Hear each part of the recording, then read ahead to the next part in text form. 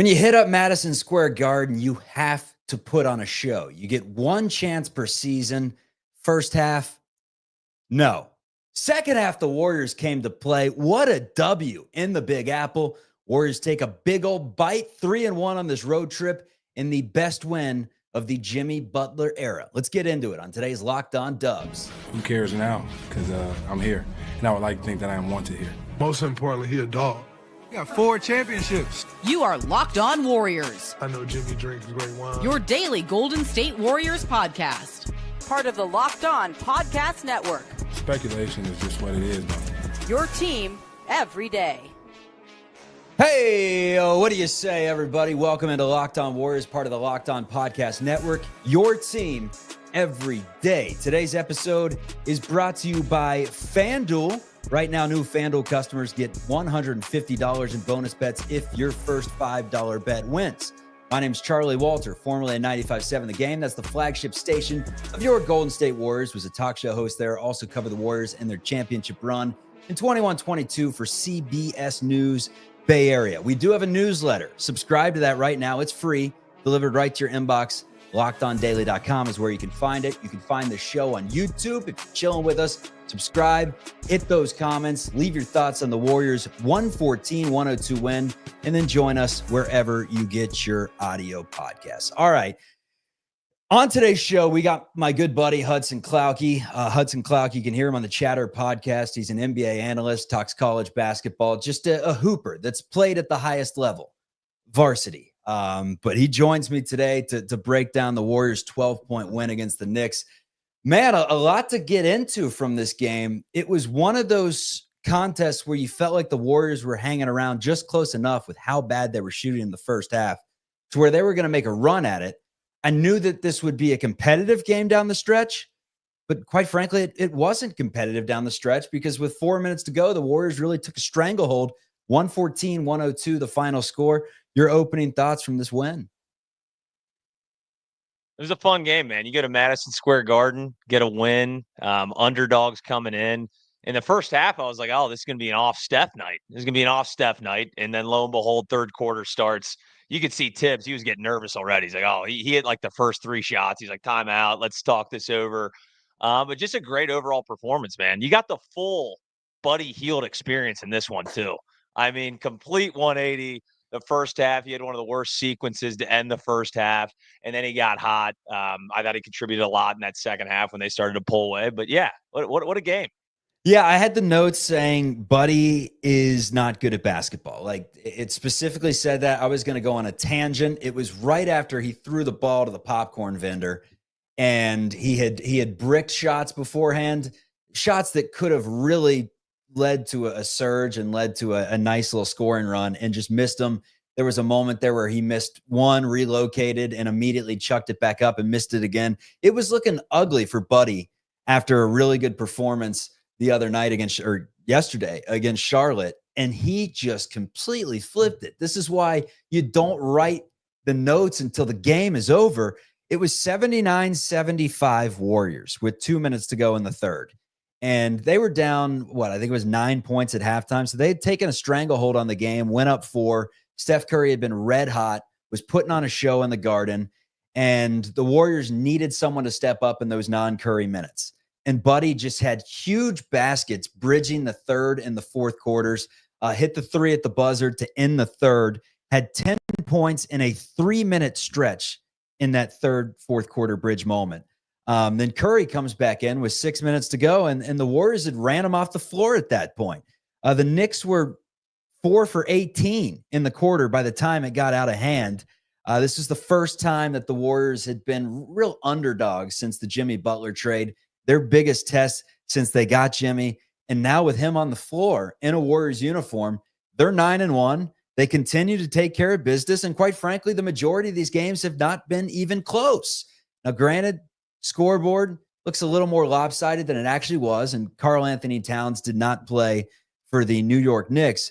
But this is a red-hot New York team. They're third in the Eastern Conference, and with everything we've seen over the last, 3 weeks for Golden State, it just feels like they're going to have a fighting chance come this postseason. 6th seed right now. They continue to, further distanced themselves from the LA Clippers with every win and every Clippers loss. And they're seriously starting to make a push for that 5 spot, which is the reeling Houston Rockets, man. Your overall thoughts on the Warriors, because we did some shows earlier in the year. It was after OKC, the first time in Oklahoma City when the Warriors blew like a 30-point lead but held on down the stretch. And then we did one after a Pelicans game where the Pelicans just had no one and the Warriors almost blew that one. First time you've done a show with me in the Butler Warriors era. How do you think this team flows different? Yeah, well, yeah. I mean, you had to make a move if you wanted to be legitimate contenders. They went and got Butler. He's older. There's no doubt about that. But the West, outside of an Oklahoma City Thunder, who is just, far and beyond, I think, anybody in the West right now. But you saw Western Conference Finals last year, the Dallas Mavericks and the Timberwolves. So when you put Jimmy Butler and Steph Curry on the same roster and you're getting, contributions from a guy like Pods who played really well tonight, you put yourself in a position to have a chance. They could certainly get into that stratosphere. The Nuggets aren't what they used to be. So when you have Jimmy Butler, man, he's just a high IQ player. There's not really anything he does bad. I think the only thing he doesn't do great is shoot the 3 ball. And he's not a guy that's, a Russell Westbrook and is going to try to shoot 7 a game. So he's just a really good basketball player. And Steph Curry is one of the best off-ball guys you'll ever see. Puts so much pressure on the defense. I think it just gives them an opportunity to be there. I could see them getting into that, 5-6 spot and making a run in the playoffs if everybody stays healthy. I mean, the rim protection is an issue. I mean, you got Draymond Green guarding Mitchell Robinson, for example, or would have been guarding Karl Anthony Towns. But they're so physical, man. Like, they were forcing the Knicks into some really tough jump shots all game. So, I mean, kudos to them. For the Knicks, one of those guys sinking tough jump shots was OG Anunoby. He was awesome. 11 of 19, 4 of 9, had 29 in the game to lead the way for New York. Brunson was Brunson. I mean, put up 25 and 7, sleepwalks his way to 25 points, it seems like. We got a Landry Shamet bucket in there. I kind of forgot he existed. I had not heard that name in a long time, the former Shocker, Landry Shamet. But yeah, outside of those guys and then Mikal Bridges, who had 15 in the game, the Knicks, let's put it this way, they need Karl Anthony Towns. He's one of the best players on the team, and without him in the roster, they're just not as deep right now as a team like Golden State, who's missing Jonathan Kuminga, but they get 15 from Buddy Hield. They get contributions from Guy Santos with 9, 19 from Podziemski to go along with 5 and 4, 28 points from Steph Curry. We got a lot to get into with Curry because it's not only the shooting. He's really started to step up his game as a distributor. 9 assists after he went for double-digit assists in the previous 2 games. Jimmy Butler had 19 points. In the notes early in the game, I wrote, Warriors traded for a second score. Why isn't Butler being aggressive? Finally, when they started to, quite frankly, they needed him. They needed him to step up his game, and he did just that. Got to the line 9 times, sunk 7 of them. Also had 4 rebounds, 4 assists to go along with his 19. And then the birthday boy, Draymond Green, 8 points, 8 assists, 9 rebounds in the game. We got a whole lot more to get to, Houdini. One of the things I want to talk about is just the movement, the screening, the back cuts for the Golden State Warriors. If you love a little Princeton-style offense, if you love a little fundamentals, you'll love the next section coming up on Locked On Warriors. We break down the nitty and the gritty that is coming up. And most importantly, he a dog. We need more dogs. All right, today's episode is brought to you by OpenPhone. Let me tell you a little bit about OpenPhone. They're our friends. When we throw you some of our friends, make sure you do yourself a favor and help them out. Running a small business means you're wearing a lot of hats. Your personal phone becomes your business phone. Before you know it, you're juggling customer calls all day and all night. As your team grows, it becomes impossible to manage everything with just your personal number, and that's where OpenPhone comes in. It's the #1 business phone system designed to help you keep your work and your personal life separate. For just $15 a month, that's the cost of a few lattes, you get complete transparency and visibility into everything happening with your business phone number. OpenPhone works through an app on your phone or computer and integrates with tools like HubSpot and hundreds of others. It also uses AI-powered call transcripts and summaries So you will have a rundown of your calls and action items the second you hang up. And if you miss a call, no problem. Automated messages are sent directly to your customer, ensuring you never miss an opportunity to engage. Right now, OpenPhone is offering 20% off your first 6 months when you go to openphone.com/lockedonnba. That is openphone.com/lockedonnba for 20% off 6 months. Openphone.com/lockedonnba. And if you have existing numbers with another service, OpenPhone will port them over for no extra charge. Let's get back to the show. Destroy Jimmy and Domino's. I know Jimmy drinks great wine. All right, so the Warriors are now 3-1 on this road trip that concludes with they've taken a bite out of the Big Apple. Now they're just trying to destroy the entire bag with the Brooklyn Nets coming up next. A chance to go 4-1 on this road trip. This was a measuring stick type of game to see how they could measure up against one of the Eastern Conference's best team. But again, I got a bone to pick before we get into any more of the breakdown of this game, because this is now, 3/4 of a season where I've been doing every single Warriors postgame show, minus 2 or 3 games here and there, but just about every single game.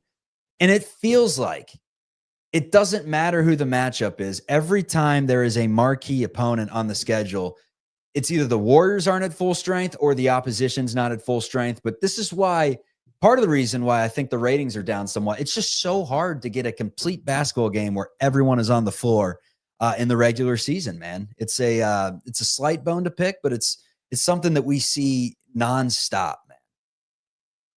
Yeah, it's just the state of the NBA, man. It's like every other day there's somebody, just an ACL injury, a knee. I mean, we just saw Kyrie go out for the rest of the year. It's nonstop, I mean, God bless the Dallas Mavericks. They're in a tough spot right now. This isn't about the Dallas Mavericks though, but it does seem like there's just so many injuries. And I know they try to do they're trying to make players play more. Adam Silver made that a big point.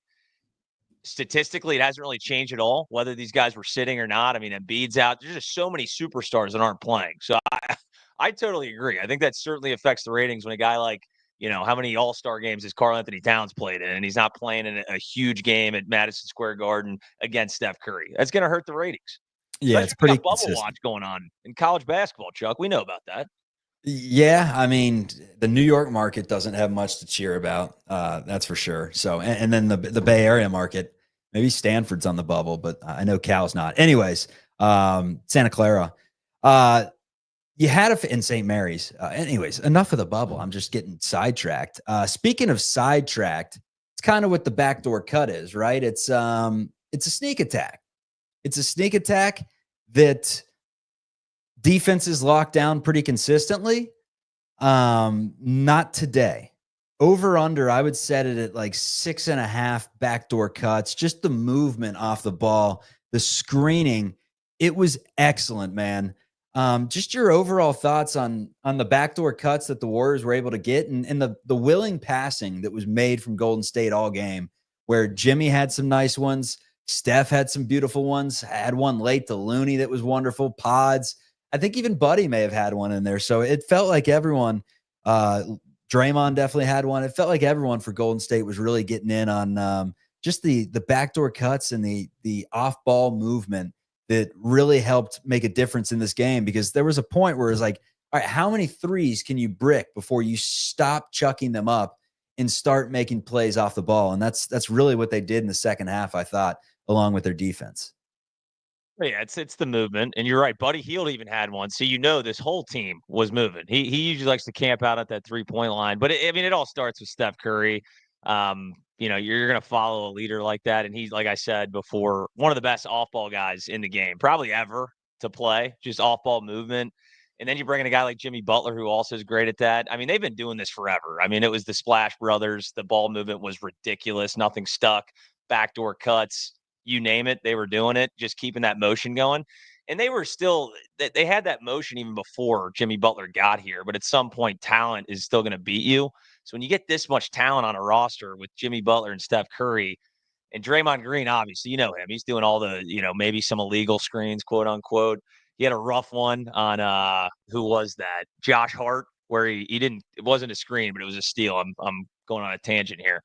But when you have that many guys that just they're selfless players. I mean, Jimmy Butler's not trying to shoot 35 shots. It's a lot of motion out there.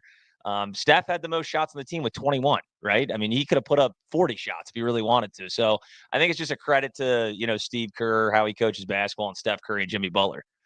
It's interesting because Andrew Wiggins, it seemed like he was looking for a shot more than Jimmy. And the reason they bring in Jimmy is to give Steph Curry that supplementary second scorer that we had talked about the entire season. But what Jimmy's been giving you is just a different wrinkle, and specifically one that allows you to play a little more inside out basketball, and a player that puts a little more pressure on the rim than Andrew did. And I mean, Andrew was on the attack pretty consistently, but that's one thing that Butler does really well, specifically getting to the line and then capitalizing when he gets there. Again, 7-9 today. But only the 12 field goal attempts. He has not found his three-point shot whatsoever. Had one that was one of the ugliest looking shots I've ever seen. Just a straight brick off the backboard. Fortunately, Pods was there to get the rebound for him on the offensive glass. Do you think Jimmy Butler still has that, I'm not going to say 50-point guy in him that he had in the playoffs years ago, but do you still think he has that 35, 40-point game in him that the Warriors could potentially need in the playoff stretch? Or is that just not his game anymore, with Father Time catching up to just about every 35-year-old in the history of this great game, minus LeBron and Steph Curry and Kevin Durant, which is kind of, and James Harden for that matter, which has kind of clouded our recency? Well, 40 might be asking a lot from our guy, Jimmy Butler. 30, something like that in that range. I think what you're going to really see, though, is in the fourth quarter, he's going to get to the line. He's going to be, a playmaker in the fourth quarter that when Steph Curry maybe doesn't have it, or he just needs a Robin out there.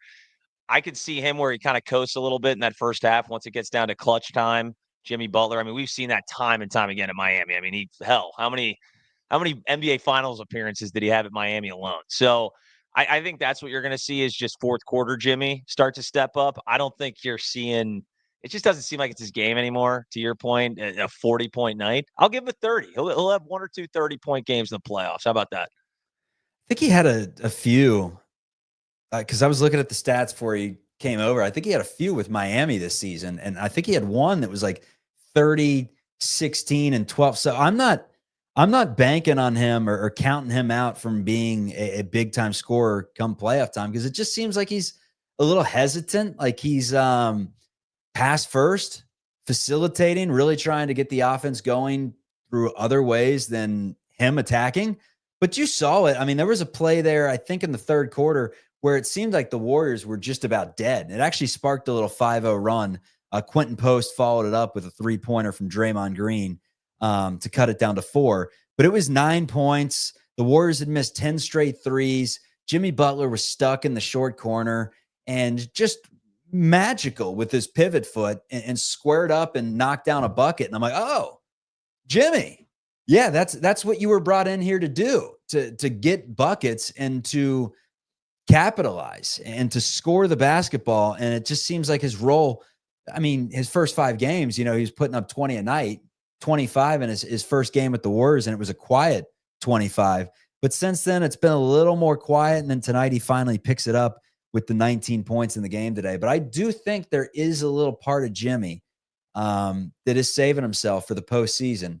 You don't inherit that nickname, Playoff Jimmy, if we haven't seen it over and over again. And maybe age does get in the way, but rant over. I just think he does have it in him to have that 35-point night one of these days. It just has not been yet. We have yet to see that day. Anyways, Gary Payton did not play in the game. Stitches on his nose. He was out. Kevin Knox got some of his early minutes. Looked all right, especially defensively in those few minutes. But we're not going to be seeing a ton of Kevin Knox, especially when Jonathan Kuminga comes out. This is a game that we knew the Warriors were going to have to score the basketball in order to win. And it didn't wind up that way. They could have scored 103 and defeated the Knicks in today's game. But New York can put the ball in the basket. And the Warriors were so cold to begin.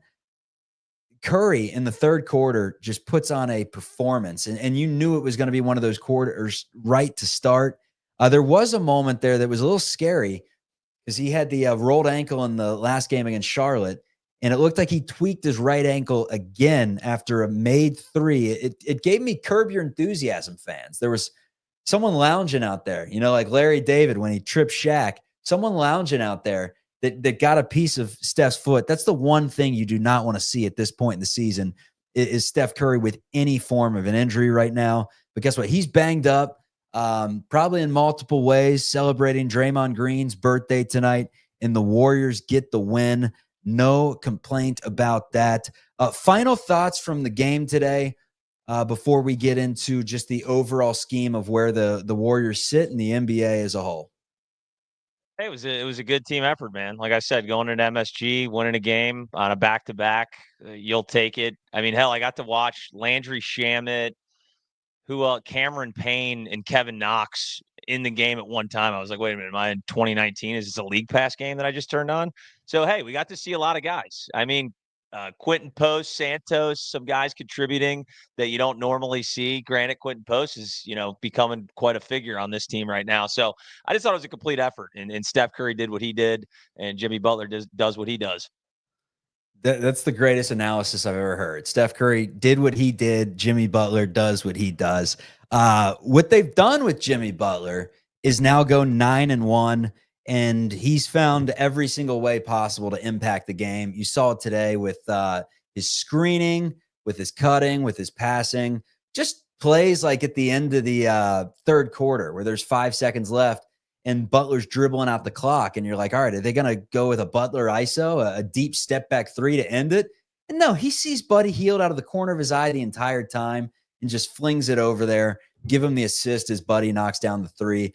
Jimmy Butler is just a really smart basketball player. And like you said, he's probably not one of those guys that needs to score 40 for the Warriors to win. I just do think he has it in him somewhere because definitely hesitant to shoot. You could tell that. Like anything outside of the paint, he had 1 3 that there was not a guy within 7 feet, and he decided just to go right into the paint. He still got fouled on it, but you can tell his jumper, he's not comfortable with it right now. We've seen him knock down jumpers. He's never been a 3-point specialist by any means, but I think once he gets that confidence back, you'll see some points higher in that 30-point range, especially in a night maybe that Steph doesn't have it. So Jimmy Butler will come around. He's not that old.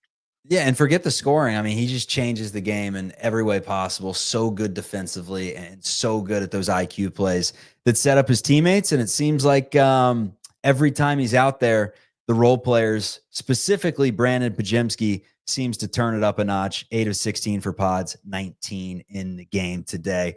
Let's continue the conversation, get into where the Warriors stand, the 6th seed right now, if the NBA playoffs were to start tomorrow. Forget that. We champs. Why are you starting with that question? We got 4 championships. All right, today's episode is brought to you by BetterHelp. Let me tell you a little bit about BetterHelp. Who's in your support system? Because we all need people to lean on, whether it's friends, whether it's families. It could be mentors. It could be professionals. Everyone at some point needs some coaching and needs to just talk things through. It's big in life. Therapy is one of the best ways to build a strong support system. It's not just for tough times. It helps with setting boundaries, developing coping skills, and becoming the best version of you. Whether it's learning to ask for help or the everyday benefits that come with it, it's also convenient and accessible. It's fully online, makes it easier than ever to connect with a licensed therapist from anywhere. And there's over 30,000 of them available. You could find the right fit. And if it's not the right fit, you can switch at any time for no extra cost. Build your support system with BetterHelp. Visit BetterHelp.com/LockedOnNBA today. Get 10% off your first month. That is BetterHelp, HELP.com/LockedOnNBA. Forget that. We champs. Why are you starting with that question? We got 4 championships. All right, man. Tom Thibodeau. He doesn't smile much, does he? Elite comb over, by the way. I feel like you'd be rocking one of those if you didn't decide to go Vin Diesel back in the day. But have you ever seen the man smile? I mean, he had some good teams in Chicago, and he wasn't smiling then either. No. He seems like the old school college basketball coach that's just always mad. He's always mad. He plays his guys 46 minutes a game. It's unbelievable. I've never seen anything like it with these superstars. He literally will give them like a 60-second break. Anunoby went 42. It's crazy. I'm like, his bench isn't that bad either. I'm like, give our guy Deuce McBride, Cincinnati kid, a little bit more run. Because, I mean, hell, these guys' legs are going to fall off at some point, but he sticks with his guns, and he has not changed for, I mean, how long has he been coaching? It's been quite a while. He's done the same thing. Maybe a little revenge game for Jimmy Butler. I forgot about that Tibbs relationship. Yeah, no doubt about it. So the story of the game was, I guess, one other thing I wanted to talk about before we get into Dub's overall big picture. Draymond Green, he wants to challenge every single play, and this is now like 3 in a row where they don't have to go to the monitor because Steve Kerr says, I'm not going to challenge it. And then you see the replay and it's not even close. And granted, they got burnt by that the other day. I think that was in Philly down the stretch. And it's become an interesting development with Draymond because what is it? The boy who cried wolf. It's like Sure the boy who cried wolf. He's guarding his sheep, and he thinks it's funny to. Now this doesn't correlate because Draymond's not trying to be funny, but the guy thinks it's funny to basically say, "Help! The wolves are coming," and they go up 3 times. The wolves aren't there, and then the 4th time they just don't go, and the sheep all get eaten. That's how it feels like with Draymond Green right now. It's going to get to a certain point in the playoffs where, he's going to say review it, and Steve Kerr's just going to be, I don't know, Draymond, like you were hot at the beginning of the year on all these reviews, but lately you have not been able to figure it out. So that's a little sidebar that's probably not going to be important in the grand scheme of things. What is going to be important in the grand scheme of things is scoreboard watching the LA Clippers. They're playing the Phoenix Suns. They're trailing at the end of the first. So if you're listening to the audio podcast in the morning, definitely check out that score because the Warriors, regardless, are in 6th place right now at the end of the night, but they can gain another game if the Clippers are to lose. Warriors right now, man, they're just clicking on all cylinders, doing it in different ways. Bad shooting nights, good shooting nights. The assist numbers have really gone up. Again, they hit 30 today. I've mentioned that's like the secret sauce for the team. And since Jimmy's joined the program, they've been doing that seemingly every night. They shoot at 35% from deep. They've gotten better at getting to the line and knocking them down when they get there, and then rebounding for a extremely undersized team. They win the battle 44-42 against the Knicks in the game today. It's impressive stuff. This is the first time I've had the chance to ask you about the comments that Draymond Green made at the All-Star weekend, which was, hey, we're winning an NBA championship. I don't think we're going to win. We're going to win an NBA championship. You think this team has the makeup and the skeletal structure to get it done and win an NBA championship, or for that matter, just get to the Western Conference Finals? Let's settle down a little bit. I think Western Conference Finals is doable. Like I mentioned, I mean, last year there was a couple of teams in it that we did not pick at the beginning of the year. And looking at the Western Conference, I mean, the LA Lakers with LeBron James at 40 years old are the 2 seed right now. Now they just got Luka Doncic. So the sky's the limit for the LA Lakers. But outside of the Thunder, I really think the Western Conference is wide open. And when you bring in Jimmy Butler and you have Steph Curry and the other role players are playing well, you can sneak into that Western Conference Finals. Like, I don't think that the Memphis Grizzlies or the Houston Rockets, for example, are some juggernaut that the Golden State Warriors cannot beat. The one matchup that scares me is Oklahoma City Thunder. And the Warriors are 2-1 and 5 seconds away from being 3-0 in that matchup. And that's why it's so hard, man, is because outside of the Cleveland Cavaliers and one game against the Boston Celtics, granted you split that series, the Warriors have beaten everyone or competed with just about everyone in the league. I mean, winning record against Memphis, winning record against Houston. Now the Lakers, another team that have destroyed the Warriors. And that was before the Lakers were apparently the best team in basketball since acquiring Luka Doncic. So that one would scare you if you saw them in the playoffs. But when it comes to like Memphis, when it comes to Houston, Oklahoma City's young. I think they kind of got the hiccups out of the way in the playoffs last year, where they were a year early last year, and this may be the year where they get through the West. But still, we heard Draymond always saying it after Game 7 in Sacramento. Granted, they lost the next round. Don't count out the dubs. Don't count out the champions. Now, it's been a minute since they've been champions. It's not 2022 anymore. But Jimmy Butler added to the fold, and as long as they keep winning games, granted, this goes back to what I said earlier in the show, you never get full rosters, and it really pisses me off in terms of figuring out like what teams are. You just don't really know until the playoffs roll around. A lot of people didn't think the Warriors were going to win it in 22 because there were so many inconsistencies during the regular season. There were teams that were more consistent. But Draymond said it, like, this team knows how to win when they get there. Jimmy Butler knows how to get there.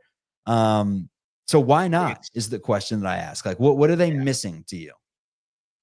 I think rim protection. I really do. I actually think the last time I did the show was when they played, was really early. They played Oklahoma City without Hartenstein, and then Chet Holmgren got hurt in the game. It was. Wiggins They took him played down. great. Yeah. So the Thunder at full strength, I think, are very difficult. But you're right; they're still young and they have not succeeded in the playoffs. But you're looking at guys that have just taken massive leaps, like a Jalen Williams. Chet Holmgren has a little more experience under his belt. He's healthy.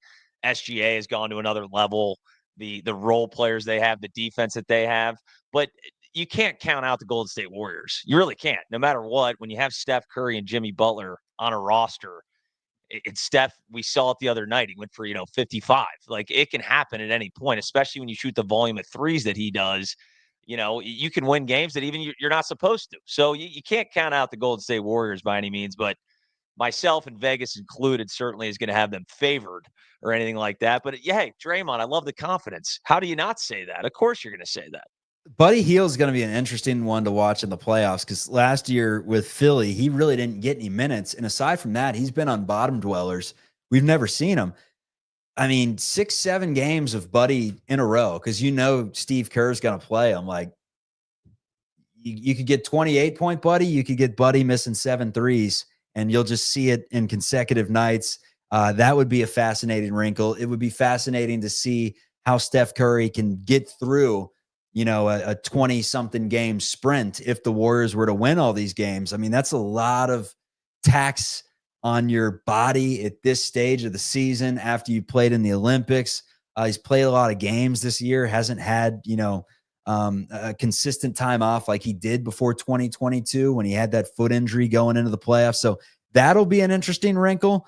But I think that the big thing that Warriors fans are waiting to see is this who Jimmy Butler is? Is he just basically the nucleus that makes everything work? And Steph plays better with him, but Jimsky plays better. All of a sudden, Draymond Green's attacking more. Just things work because of that addition. Or is he someone that when the playoffs roll around is going to be that guy that is who he was in the past? And that's like 25 points a night in the playoffs. We don't know. I mean, we didn't get a chance to see it last year with Jimmy, and this has always been the reputation that he has. Like, even in Philly years ago, before age was even an issue, Philly fans said he's somewhat passive during the regular season. When those bright lights turn on, passive is not something that he is. Eastern Conference, man, I want to touch up on it for about 2 seconds since the Knicks were in it. I guess two-part question. One, the New York Knicks, are they going anywhere in the playoffs this season if fully healthy? And two, are the Cleveland Cavaliers the team to beat in the entire NBA right now? Best record at 51-10. Yeah, well, I'll knock out the Cleveland Cavaliers question first. I still think it's the Celtics. I know the record speaks differently. Cavs are, the hottest team in basketball right now. I still like the Boston Celtics against them. I really do. New York Knicks, and they mentioned it multiple times on the broadcast, like, they just haven't played well against good teams. And you can put the Golden State Warriors in that category as well. They have not fared well against the top dogs in, Boston, Oklahoma City, LA Lakers, you name it. They have not won a ton of games against the top teams. So I don't know with the Knicks. I think they have the roster build, maybe not the depth, because I do like all those guys individually. We saw Anunoby go ballistic. Karl Anthony Towns certainly can do it. We know what Jalen Brunson is. They got a lot of talent. I just don't know if that's going to be enough against a team like the Boston Celtics and the Cleveland Cavaliers, for that matter. I mean, they're playing out of their minds, and I hate to keep harping on it, but I love the Thunder too. So I think the Knicks are going to just come up a little bit too short. Maybe they gave up too many first-round picks for Mikal Bridges. I think it was like 18 if you go back and do the math there. So I think they're going to come up a little short, but can't count them out, right? I mean, I think we did the contender thing last time. I threw the Knicks in there for an Eastern Conference. They have a chance. they're probably the third. Like they're seated right now, the third best odds to get out of the East.